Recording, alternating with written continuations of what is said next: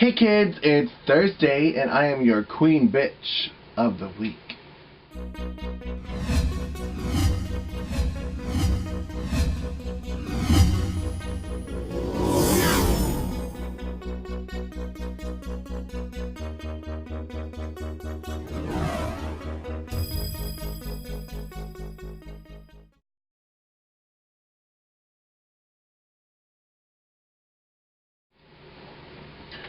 Alright, this week's theme is picked by Lady Portia de Monte. Yeah, it's kind of hard. I mean, it's fun, it's exciting, but if you didn't spend several days planning and thinking and remembering, it's kind of hard. Alright, so our theme this week is, what would your life be as a soundtrack? My life is all over the place. Okay, so the earliest I can go back right now is I'm a 13-year-old boy running around the living room in my mother's bra and a skirt with headphones on, singing at the top of my lungs, but listening to Madonna. I am a material girl, you know that we are living in a material world, and I am a material girl. So yeah, my brothers and sisters would be yelling at me, telling me that I sucked, and I was too loud, and I didn't care. But looking back, they were listening to me, and I was listening to Madonna, so yeah, I probably really sucked. Anyways, I didn't know I was gay? Whatever. Then my mom married my stepdad, and he was a minister, and our life totally became Amy Grant, and Michael W. Smith, and Sandy Patty. Hardcore. Love in any language. Oh my god, I wanted to grow up and be Michael W. Smith, like for real. Not even. And the older I got, the more ministry, like, Jesus I got. There's a song called I Could Only Imagine, and it used to make me cry, and it was all about meeting Jesus and what he would think of you, and yeah, again, Christianity is ruled by fear. And I totally was like, oh, I can only imagine. Will he, will I sing in front of him? Will I bow before him? Will I dance? I don't know what I'm going to do. And then in high school, I think my junior, senior year, it was all about Madonna again. Justify My Love, Erotic, I want to make love to you in the rain, riding on a train, blah, blah, blah. Like, oh my gosh. Because I wasn't allowed to listen to secular music at home. So, when I was in high school doing hair and makeup for the theater department, and while I was doing their makeup, I would play Madonna really loud on repeat. Justify my love, wanting, waiting, needing for you to justify my love. So yeah, that song actually really takes me back to high school theater. Hair and makeup, down. And then, there was another part of my life that I was raped, and it takes me all the way back to Tori Amos. Me, and a gun, and a man on my back. Oh. Like, oh my god. Like, I totally became a Tori Amos freak. Like, freak. Like, I loved her. But most of this was in secret, because it was not just in secret. So now I'm in college. So secretly, I was Tori Amos and Alanis Morissette. And then publicly, I was all about DC Talk, Newsboys, and Exit to Eden. Like, I'm heaven bound, heaven bound, heaven bound, heaven bound, hoo-ha, yeah, heaven bound. Oh yeah. And Tony Vincent. Oh my gosh. I would listen to Tony Vincent on repeat, going to bed, like, every day. And then I would have secret fantasies that he was gay, because he was so pretty, and I loved him. And then after college, I came out of the closet, and totally became who and what I am. And I think that's when the soundtrack of my life would be, I'm a freak, I'm a weirdo, Also mixed with also mixed with Anastasia. I'm a freak, freak, freak. This is when in my life I didn't fit in. I didn't belong.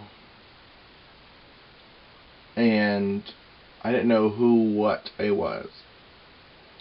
I also started dating my first husband, and he moved me to Naples, Florida, and was in a very, very, very, very damaging and abusive relationship, physically, emotionally, spiritually. And that's when the soundtrack of my life would turn into I Will Survive. I don't think I actually listened to that song. It's just the attitude that I had to take. It's the song that I didn't realize, but I was living and breathing. You know, living in my car for 3 days and just being. You know, that would definitely be played during that part of my chapter on the soundtrack. But since then, I kind of started doing, and that's when I started doing drag as well. And I would have to say that the soundtrack of my drag part of my life would be a medley of things. Going back to Anastasia, I'm a freak, freak, freak, or left outside alone. Oh my gosh, Anastasia became my favorite singer. And I just started really relating to her lyrics and her voice. But also, that's when drag music took over for me. And I started therapizing, a word I made up, my life with the songs that I am actually performing. It became a big, unique medley of all kinds of stuff, with a little bit of shiny, shiny disco balls. And then get sexy right now. And then it would be, let me entertain you, let me make you smile. And it would be a little bit of,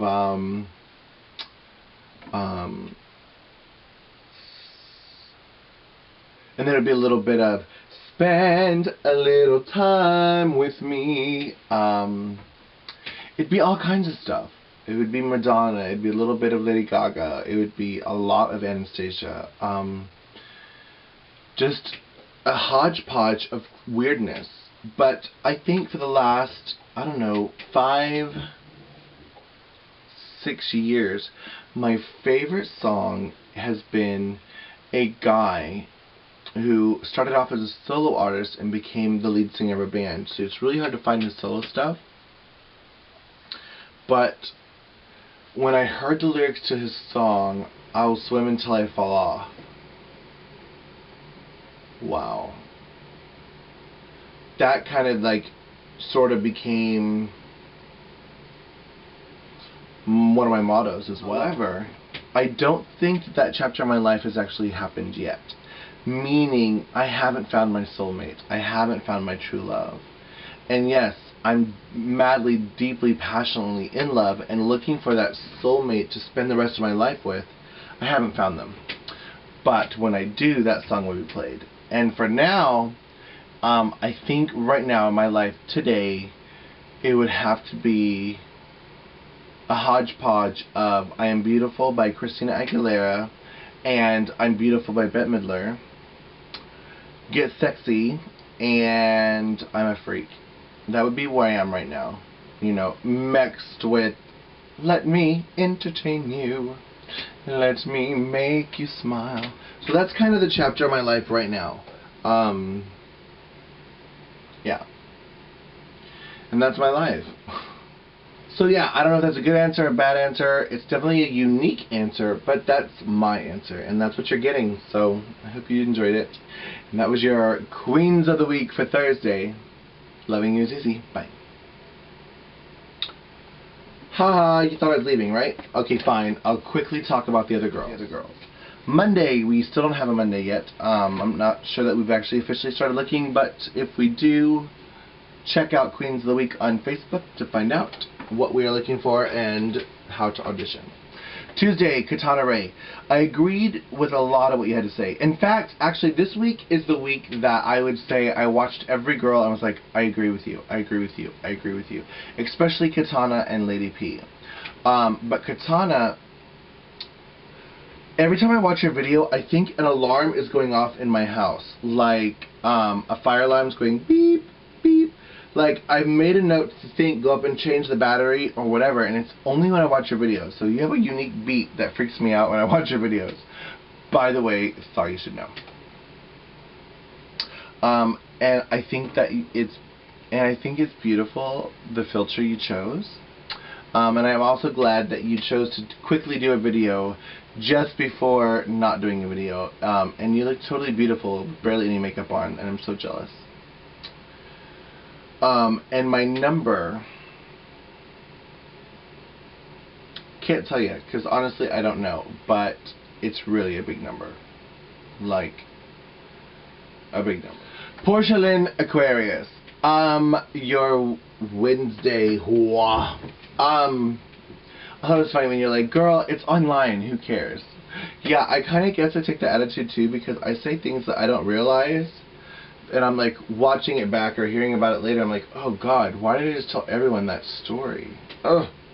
You know, yeah, it's online, who cares? They're not in real life, but you'd be surprised at what people actually watch your videos, and it can come back to haunt you. But yeah, I kind of take the same attitude. I'm like, oh, whatever, it's, you know, just a vlog, and I just say my true feelings and thoughts, and sometimes I'm like, why did I do that? It's so funny when you were like, getting arrested in drag will fuck you up, and then you're like, yeah, 4 times. What? What were you arrested for, you poor thing? Oh my God. I was arrested once for speeding in Arkansas, and they arrested me because I didn't live in Arkansas, and the guy was like, you'll never pay the speeding ticket, and blah blah blah. Yeah. Although it's not on my record. It was basically like, pay the ticket and get out of jail kind of gig. It was horrible. And I was mortified, and I was handcuffed to like a bench for like 6 hours until I could pay the bail. And call my family and like, can somebody please pay the ticket? It was horrible. And your drag sister is a sinner. That was hilarious. Bless your meat before you eat. That kind of reminds me of, I think it was some more, when she was like, I wash all the cocks before I suck them. Yeah. Lady P. Lady Portia. Your Friday. Your intro was very cute. I liked how you said, we all have sex. Adam and Eve had sex. Adam and Steve had sex. Thelma and Louise are having sex. That was cute and hilarious. Yeah, by the way, I'm totally jealous because I don't have that soulmate and I don't have that partner. And to have somebody that would go out of that way to make you so happy really makes me jealous. And your thoughts, and Katana's, but your thoughts also really, really, really lined up with my ideology as far as sex is concerned. Yeah, it's okay to be adventurous. It's okay to be who and what you are. Just be safe, and we're all gay men. I mean, yeah, we've all been in Grindr, we've all been at bathhouses, you know. And there was once in my life that I was at a bathhouse waiting for my friend, and I just kept going back for seconds and thirds and fourths and fifths. And finally, I think I did 6 people in one day. That was a once-in-a-lifetime gig, by the way. And I think it's my brother. Was I waiting for my brother? I think I was waiting for my brother. He was very picky. And I was like, oh my gosh, I just can't believe I just came 6 times waiting for you. And he was like, I just came just now. So we were like, let's get out of here. I was definitely done. Because if I had to wait again, I probably would have went back again. Waiting and looking. But yeah, I think I'm also with you in the fact that I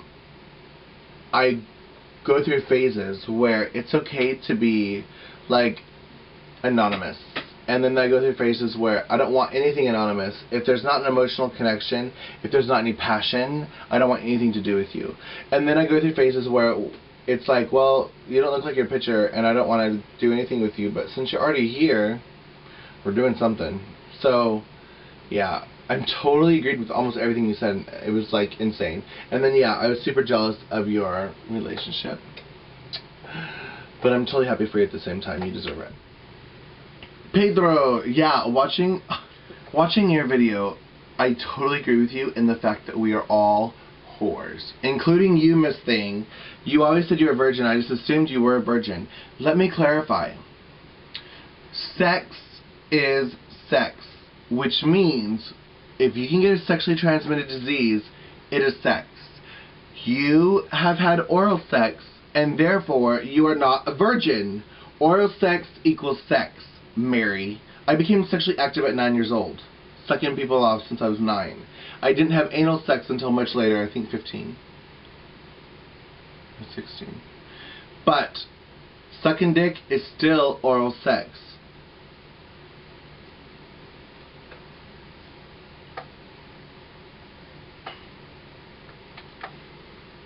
But, sucking dick is still oral sex. Having oral sex does not equal a virgin. You're not a virgin. You might have saved anal sex, but you're still not a virgin. Loved your cum shots on your face. That was hilarious. Was that like Elmer's glue or something? I don't know. And you're funny, but you're not a virgin. Anyways, this is the end for real. Loving you is easy. Bye.